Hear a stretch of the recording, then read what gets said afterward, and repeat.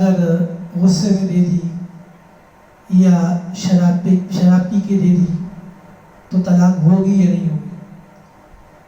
دیکھیں طلاق چاہے غصے میں دی جائے، چاہے شراب پی کے دی جائے، چاہے طلاق مذاق میں دے دی جائے، طلاق واقع ہو جاتی ہے۔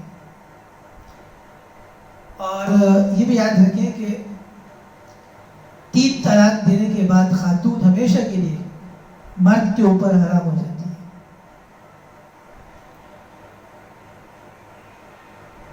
حضرت عویمر اجلانی رضی اللہ عنہ نے،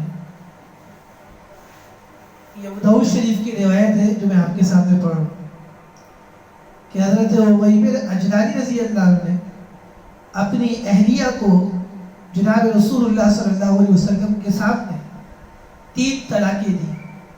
ابو داؤد شریف میں فَأَنْفَذَهُ رسول اللہ صلی اللہ علیہ وسلم، آپ صلی اللہ علیہ وسلم نے 3 طلاق کے 3 ہونے کا فتویٰ دیا۔ تو اس لیے 3 طلاق 3 ہی ہے۔ جو لوگ یہ کہتے ہیں نا کہ اگر ایک لفظ سے اکٹھی 3 طلاق دی تو 3 واقع نہیں ہوگی بلکہ 1 ہوگی، وہ قرآن اور حدیث کے خلاف بات کرتے ہیں۔ 3 طلاقیں چاہے آپ ایک اکٹھے لفظ سے کہیں کہ اپنی بیوی کو 3 طلاقیں اکٹھی کہیں یا علیحدہ علیحدہ کہیں، ہر حال میں 3 طلاق ہے، اور 3 طلاقوں کے بعد بیوی ہمیشہ کے لیے حرام ہے، الا یہ کہ حلالہ کر لیا جائے۔ اور ایک اور روایت اس طرح ہے کہ خاتون آئی جناب نبی کریم صلی اللہ علیہ وسلم کی خدمت میں، اور انہوں نے کہا کہ حضرت میرے شوہر یمن میں ہیں اور وہاں سے انہوں نے خط لکھا ہے مجھے، اور اس میں انہوں نے 3 طلاقیں لکھ کے دی ہیں، 3 ہو گئی یا نہیں ہوئی؟ تو آپ صلی اللہ علیہ وسلم نے 3 طلاقوں کا فتویٰ دیا کہ 3 واقع ہو گئے۔ آپ نے یہ نہیں کہا کہ 1 ہوئی ہے، بلکہ آپ نے 3 کے 3 ہونے کا فتویٰ دیا۔ اور یاد رکھیں یہ جو دونوں واقعات سنائے، ان دونوں واقعات کے اندر 3 طلاقیں ایک لفظ سے اکٹھی دی گئی۔ اس لیے جو لوگ یہ کہتے ہیں کہ 3 1 ہے، ان کو شرم کرنی چاہیے اور دیکھنا چاہیے کہ کیوں رسول اللہ صلی اللہ علیہ وسلم کے فیصلے کے خلاف فتوے دیتے ہیں۔ اللہ سے ڈرنا چاہیے۔ تو طلاق چاہے ہنس کے دی جائے چاہے غصے میں، طلاق ہے اور ہو جاتی ہے۔ اور ویسے بھی طلاق کوئی مذاق میں تھوڑی دیتا ہے، ظاہر سی بات ہے غصے میں دی جاتی ہے، لیکن بعض طلاق مذاق میں بھی دی تو ہو جائے۔ اور ضرورت کیا ہے کہ آپ طلاق دیں؟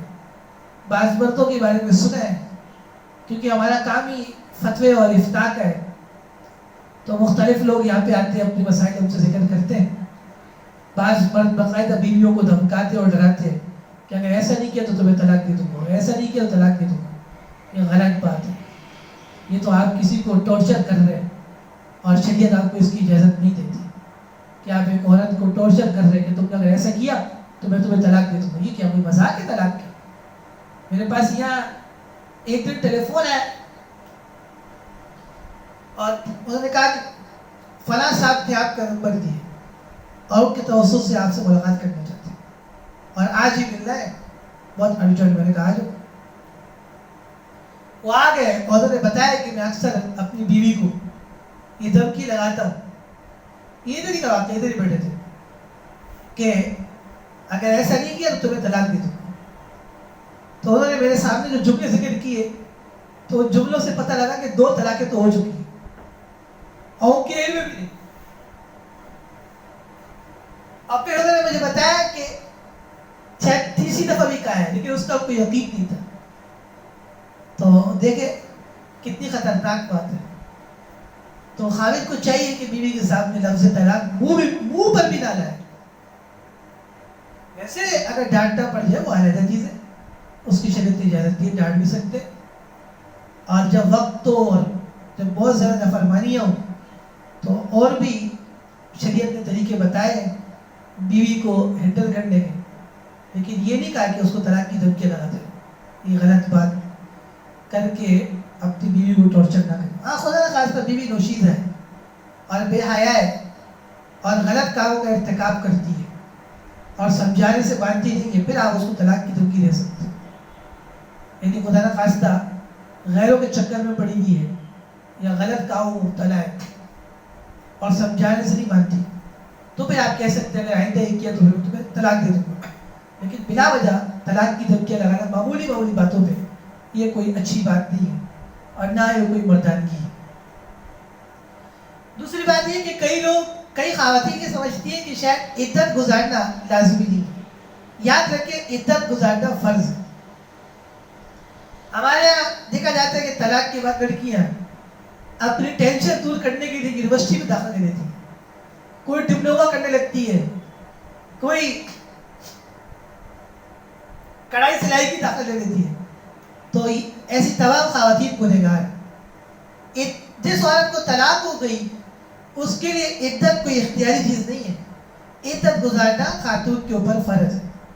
اور وہ عورت کہ جس کو طلاق ہوئی اور اس کو حیض آتا ہے, یعنی پیریڈز آتے ہیں, اس کے لیے 3 پیریڈز عدت ہے. جب وہ مکمل ہو جائیں گے اس کو اختیار ہے کہ چاہے تو کہیں بھی نکاح کر سکتی ہے, یعنی دوسری جگہ. اور جن کو بیماری ایسی ہے کہ پیریڈز آتے ہی نہیں بیماری کی وجہ سے, ان کی عدت ثلاثۃ اشہر 3 مہینے.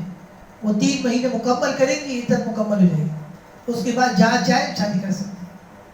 اور اگر ایسی عورت کو طلاق ہوئی کہ جس کے پیٹ میں بچہ ہے, جو حمل والی ہے, پریگننٹ ہے, تو اس کی عدت وضع حمل. وضع حمل کہتے ہیں کہ جیسے ہی بچہ پیدا ہو جائے گا عدت مکمل ہو جائے گی. یعنی خاوند نے بیوی کو طلاق دی اور بچہ چاہے 9 مہینے بعد پیدا ہوا یا 4 مہینے بعد پیدا ہوا, جس دن بچہ پیدا ہوگا عورت کی عدت ختم ہو جائے گی. اور اب وہ فارغ ہے اور اب اس کے نفاس کے دن ہے, اب وہ جہاں چاہے شادی کر سکتی ہے, شریعت نے اجازت دی ہے. اور بہرحال جو اگر شادی کرتی ہے تو ظاہر سی بات ہے کہ نفاس کی مدت میں تو نئے شوہر سے ملاقات نہیں ہو سکتی, نفاس کے بعد ہی ہوگی. اور وہ عورت کہ جس کا خاوند مر جائے, وفات پا جائے, اس کے اوپر جو عدت ہے اسے کہتے ہیں عدت وفات.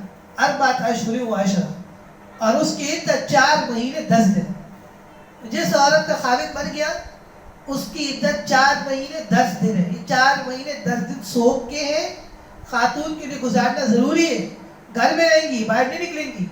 اور ان 4 مہینے 10 دن میں کوئی خوشبو, کوئی باڈی اسپرے, کوئی پرفیوم خاتون نہیں لگائیں گی. اور ویسے بھی عورتوں کو پرفیوم گھر میں تو لگا سکتی ہیں لیکن باہر لگا کے نکلنا منع ہے. جو عورتیں خوشبو لگا کے باہر نکلتی ہیں, رسول اللہ صلی اللہ علیہ وسلم نے فرمایا انہا زانیہ, یہ زانیہ عورتیں. تو خواتین کی خوشبو گھر میں لگائے, شوہر کے لیے لگائے, باہر مت لگائے.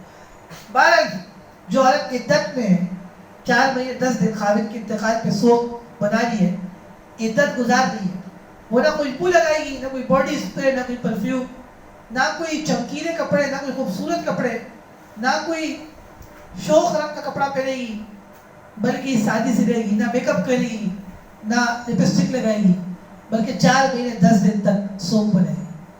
اور 4 مہینے 10 دن جب گزر گئے اب خاتون کو اختیار ہے جہاں چاہے شادی کر لے. ہمارے یہاں لوگ سمجھتے ہیں کہ شاید خواتین کا پردہ صرف عدت میں, اور وہ اپنی عورتوں کو کہتے ہیں عدت کے دوران کہ اس میں آپ نے اجنبی مردوں سے پردہ کرنا ان کے سامنے نہیں آنا. حالانکہ صرف پردہ عدت پہ نہیں ہے, پردہ تو عورت کا بالغ ہونے کے بعد موت تک مردوں سے ہے. تو چاہے عدت میں ہو یا نہ ہو, ہر حال میں پردہ کرنا فرض ہے. بخاری شریف جلد ثانی میں کہ حضرت فاطمہ رضی اللہ عنہ نے حضرت علی کو وصیت کی کہ جب میں مر جاؤں میرا جنازہ رات میں لے کے جائے گا, اور جس چارپائی پہ مجھے آپ لٹائیں گے اور جنازہ لے کے جائیں گے اس چارپائی کے اوپر ایک اور چارپائی رکھیے گا, اس تختے کے اوپر ایک اور تختہ رکھیے گا تاکہ زیادہ پردہ ہو جائے. جب ان کا انتقال ہو گیا حضرت فاطمہ رضی اللہ عنہ کا, تو حضرت علی رضی اللہ جب جنازہ لے کے گئے تو رات میں لے کے گئے, اور جس تختے پہ ان کو لٹایا تھا, جیسے ہمارے لے کے جاتے ہیں تو اوپر بند ہوتا ہے نا, اس کے اوپر ایک اور تختہ رکھا تھا, اس لیے تاکہ زیادہ پردہ ہو جائے. یہاں تک کہ جب خاتون کو قبر میں دفناتے ہیں تو فقہاء کہتے ہیں کہ اوپر ایک چادر لگا دیں, اور باقاعدہ چادر لگائی جاتی ہے اور اس کے نیچے رکھ کے دفن کیا جاتا ہے, اس لیے کہ تاکہ اجنبی مردوں سے کیا ہو, پردہ ہو. تو دیکھیں شریعت تو یہ کہتی ہے کہ خاتون جب مر گئی اب بھی اس کا پردہ ہے, اور اب بھی اس کو بغیر پردے کی تدفین نہیں ہو سکتی, چادر ڈھکا جائے گا. تو جب مرنے کے بعد عورت کا پردہ ہے, یہاں تک کہ قبر میں جب اتارا جا رہا ہے, تو زندگی میں پردہ کیوں نہیں ہوگا؟ زندگی میں تو بدرجہ والا پردہ ہے. تو اس لیے عورتوں کو بھی چاہیے کہ وہ پردہ کیا کریں. تو بہرحال یہ آج میں نے 2 مسائل بیان کیے. ایک مسئلہ ہے کہ 3 طلاق 3 ہیں. کیا چاہے الگ الگ دی جائے چاہے ایک لفظ سے اکٹھی دی جائے. 3 طلاقوں کے بعد خاتون ہمیشہ کے لیے مرد کے اوپر حرام ہے الا ہے کہ حلالہ ہو, اور حلالہ بھی اس وقت جب ضرورت ہو. بغیر ضرورت کے حلالہ کرانا ایسے حلالے پہ لعنت ہے. یعنی اتفاقی طور پہ خاوند نے طلاق دے دی دوسرے خاوند نے اور اس کی بھی عدت گزاری ہو اور پھر پہلے سے شادی کر لی, وہ خیر تفصیل ہے, وہ پھر انشاءاللہ کبھی بتائیں گے. اور دوسرا یہ کہ عدت گزارنا یہ خواتین کے لیے ضروری ہے, اور عدت پہ خواتین 3 طرح کی ہوتی ہیں. ایک ایسی جن کو طلاق ہوئی ان کی عدت 3 ہے یعنی پیریڈز, اور جن کو خون نہیں آتا وہ 3 مہینے گزارے, اور جس کے پیٹ میں بچہ تھا پیغنٹ کی طلاق ہو گئی تو وضع حمل عدت ہے, یعنی جب بچہ پیدا ہو جائے گا عدت مکمل ہو جائے گی. اور جس کا خاوند مرا ہے اس کی عدت 4 مہینے 10 دن, تو 4 مہینے 10 دن بعد عورت جہاں چاہے شادی کر سکتی ہے. اس دوران عدت کے دوران نکاح نہیں کر سکتی. تو یہ چند مسائل تھے میں نے بیان کیے, اور شوق سے سنا کرے مسائل اور پورے عالم میں پھیلایا کرے. یہ تو ایک زبردست سلسلہ شروع ہوا ہے انٹرنیٹ کے ذریعے سے کہ ہماری آواز دور تک جاری ہے الحمدللہ. تو جو حضرات سنتے ہیں وہ بیانات پھیلایا کرے, یہ بیانات پھیلانا صدقہ جاری ہے. اللہ تعالیٰ آپ کو بھی اس پہ اجر عظیم عطا کرے گا انشاءاللہ. وصلی اللہ تعالی علی خیر خلقہ محمد وعلی آلہ وصحبہ اجمعین ورحمتہ اللہ.